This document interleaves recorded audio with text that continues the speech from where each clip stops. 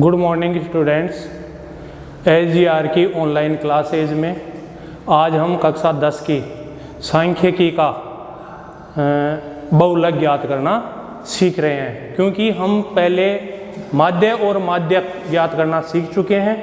आज तीनों टाइप की जो क्वेश्चन है, व्यक्तिगत श्रेणी जिसे बंटन कहते हैं, अवर्गीकृत बारंबारता बंटन और वर्गीकृत बारंबारता बंटन का बहुलक ज्ञात करना सीखते हैं। तो सबसे पहले हम ले रहे हैं अवर्गीकृत बारंबारता बंटन या बंटन। तो पहला ले रहे हैं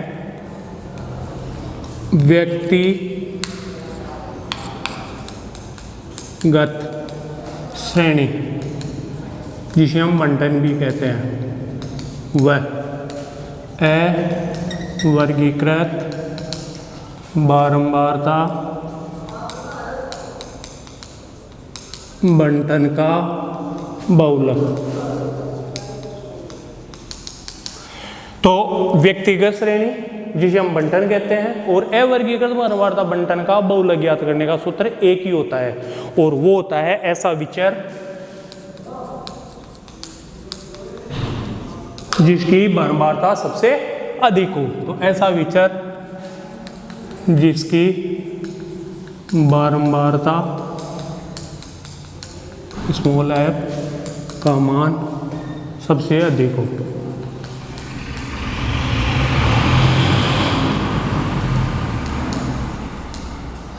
तो अब सूत्र हमारा हो गया, ऐसा विचर जिसकी बारंबारता सबसे अधिक हो वो क्या होता है? बहुलक। या ऐसा विचर जिसकी बारंबारता सबसे अधिक हो वह बहुलक होता है, वो विचर बहुलक होता है। वो विचर बहुलक होता है। अब लेते हैं हम उदाहरण। तो एग्जाम्पल, बंटन 2, 4, 3, 6, 8, 3, 5 और 6, 3 का बहुलक ज्ञात करो।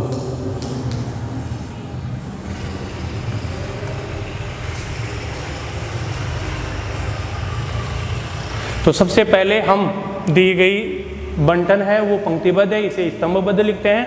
तो स्तंभबद्ध लिखते हैं तो हमें ध्यान ये रखना है कि एक अंक को जब हम विचर में लिखेंगे, एक संख्या को एक बार ही लिखा जाता है, चाहे वो कितनी ही बार पुनरावृत्त क्यों न हो। तो जैसे 2, 3, 1, 4, 5, 6 और 8। अब बनाते हैं हम गणना चिन्ह। तो गणना चिन्ह में हम जिस अंक की जितनी बार पुनरावृत्ति होती है उतनी बार इसमें दर्शाते हैं, और यदि किसी अंक की 5 बार पुनरावृत्ति होती है तो हम उसके लिए 4 वर्टिकल लाइन और 5वें नंबर की तिरछी लाइन से दर्शाते हैं।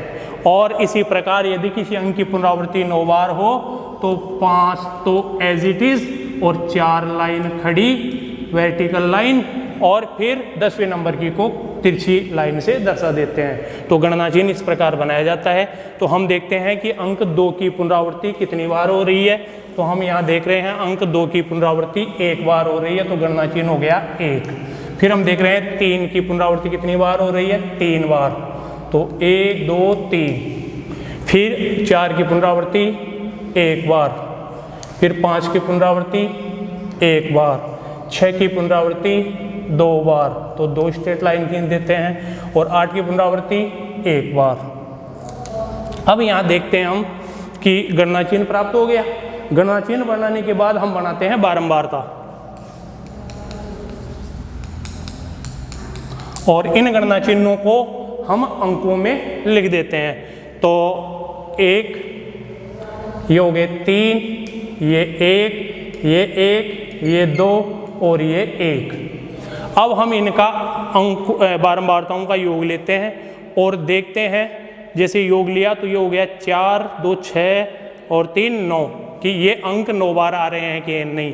तो 1 2 3 4 5 6 7 8 9, तो इसका मतलब ये हो गया कि हमारा कोई सा अंक छूटा नहीं है। अब लगाते हैं सूत्र। तो हम जानते हैं कि बंटन का बहुलक ज्ञात करने का सूत्र क्या होता है, ऐसा विचर बहुलक होगा जिसकी बारंबारता सबसे अधिक हो। तो हम यहाँ देख रहे हैं कि विचर 3 की बारंबारता सबसे अधिक कितनी है, 3। तो यहाँ ये विचर कौन सा 3 जो है बहुलक हो जाएगा। तो बहुलक हो गया आपका 3, ये आंसर। अब हम ले रहे हैं अवर्गीकृत बारंबारता बंटन का बहुलक ज्ञात करने का।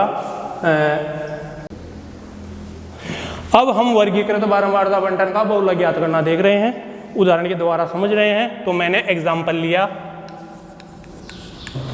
निम्न बारंबारता बंटन का बहुलक ज्ञात करो।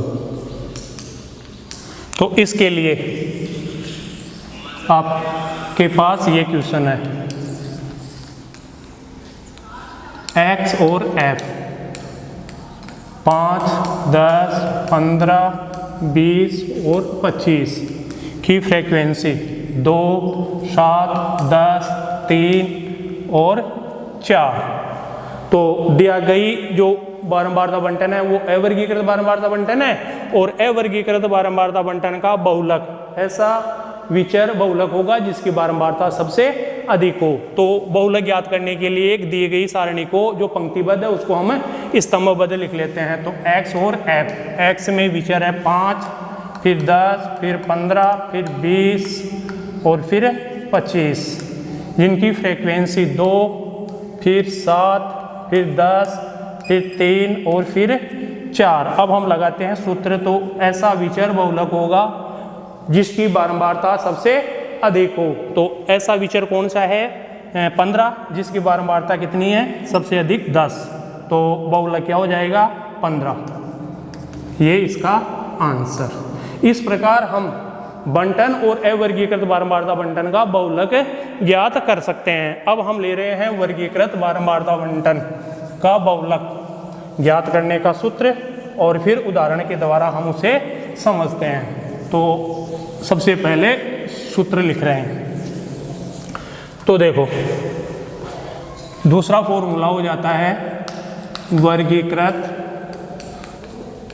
बारंबारता बंटन का बहुलक,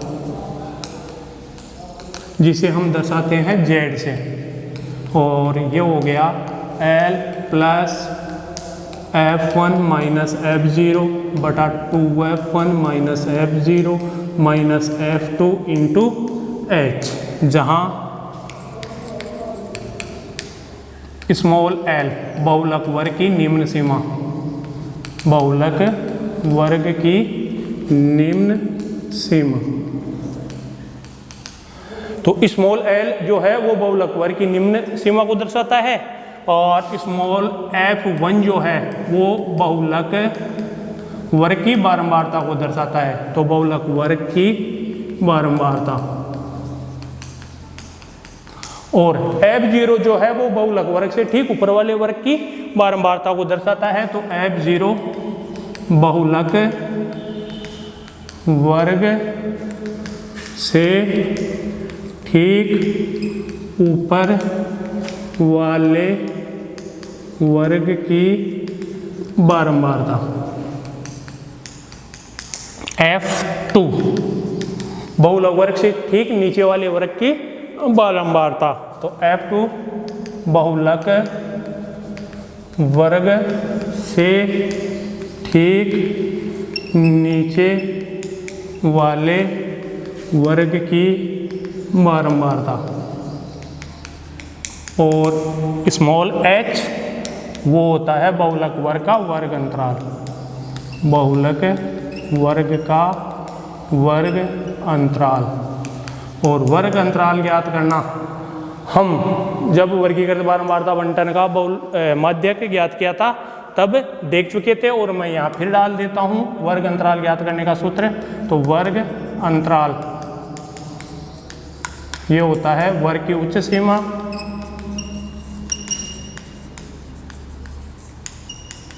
माइनस वर्ग की निम्न सीमा। उच्च सीमा माइनस वर्ग की निम्न सीमा, वर्ग अंतराल इस फॉर्मूले से हम ज्ञात कर लेते हैं। अब यहाँ पर हम इन बहुलक का मान ज्ञात करने के लिए निम्न अज्ञात राशियों का मान ज्ञात करते हैं। तो हम यहाँ देखते हैं कि L जो है वो बहुलक वर्ग की निम्न सीमा है, ये बहुलक वर्ग की बारंबारता, ये बहुलक वर्ग से ठीक ऊपर वाले वर्ग की बारंबारता, F2 बहुलक वर्ग से नीचे वाले वर्ग की बारंबारता, और H जो है वो बहुलक का वर्ग अंतराल। तो ये सारी चीजें हैं वो किस पर डिपेंड हो गई, बहुलक वर्ग पर। तो जब हमें बहुलक वर्ग ज्ञात होगा तभी हम Z का मान ज्ञात करने के लिए इन अज्ञात राशियों का मान ज्ञात कर सकते हैं। तो मैं यहाँ पर बहुलक वर्ग ज्ञात करने की विधि लिख देता हूँ, बहुलक वर्ग ज्ञात करने की विधि। तो ऐसा वर्ग बहुलक वर्ग होगा, ऐसा वर्ग बहुलक वर्ग होगा, ऐसा वर्ग बहुलक वर्ग होगा जिसकी बारंबारता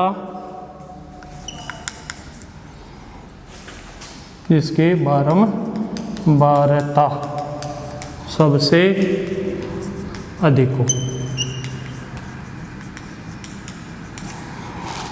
तो इसे हम नोट के रूप में ले लेते हैं।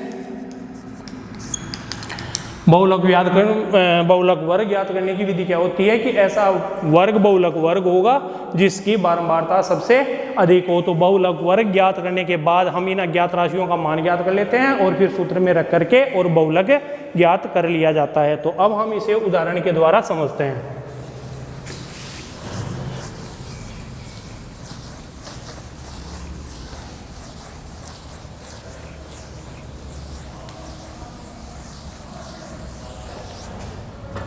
उदाहरण ले रहे हैं, एग्जाम्पल ऊपर वाले को भी मिटाई देते हैं। एग्जाम्पल है आपका निम्न बारंबारता बंटन का बहुलक ज्ञात करो।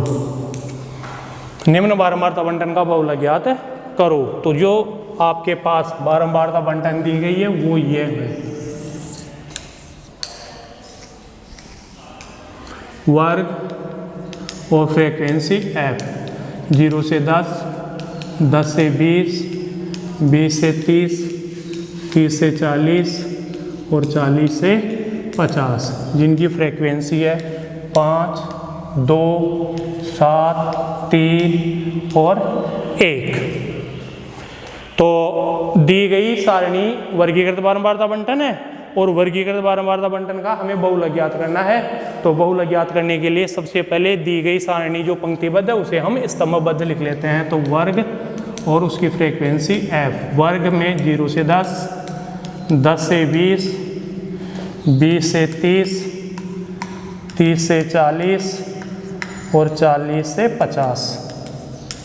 अब उनकी बारंबारता 5, 0 से 10 वाले वर्ग की बारंबारता 5, आगे वाले वर्ग की 2, उससे आगे वाले की 7, उससे आगे वाले की 3 और उससे आगे वाले वर्ग की 1। तो सबसे पहला हमारा काम होता है माध्यक वर्ग छांटना। तो बहुलक वर्ग। तो बहुलक वर्ग, ऐसा वर्ग बहुलक वर्ग होगा जिसकी बारंबारता सबसे अधिक हो, इसकी बारंबारता सबसे अधिक हो। तो ऐसा वर्ग बहुलक वर्ग होगा जिसकी बारंबारता सबसे अधिक हो। तो यहाँ पर हम देख रहे हैं कि वर्ग 20 से 30 की सबसे ज़्यादा बारंबारता 7 सबसे ज़्यादा है, तो ये आपका हो गया वर्ग बहुलक वर्ग। तो यहाँ पर बहुलक वर्ग हो जाएगा आपका बहुलक वर्ग, वो हो गया 20 से 30। जब बहुलक वर्ग ज्ञात हो गया तो हम इन जो सूत्र में अज्ञात राशियाँ होती है उनका मान ज्ञात कर सकते हैं। तो सबसे पहले मैं आपको यहाँ पर फॉर्मूला लिख देता हूँ। तो z बराबर होता है L plus F1 minus F0 बटा 2F1 minus F0 minus F2 into H। ये फॉर्मूला लिख करके और इनमें जो ये अज्ञात राशियाँ होती है उनका हम मान ज्ञात कर लेते हैं। तो L जो होता है वो होती है बहुलक वर्ग की निम्न सीमा और वो उसका मान हो गया 20। F1 होता है बहुलक वर्ग की बारंबारता और बहुलक वर्ग की बारंबारता हो गई 7। और F0 बहुलक वर्ग से ठीक ऊपर वाले वर्ग, जो ऊपर वाला वर्ग है 10 से 20 की बारंबारता 2।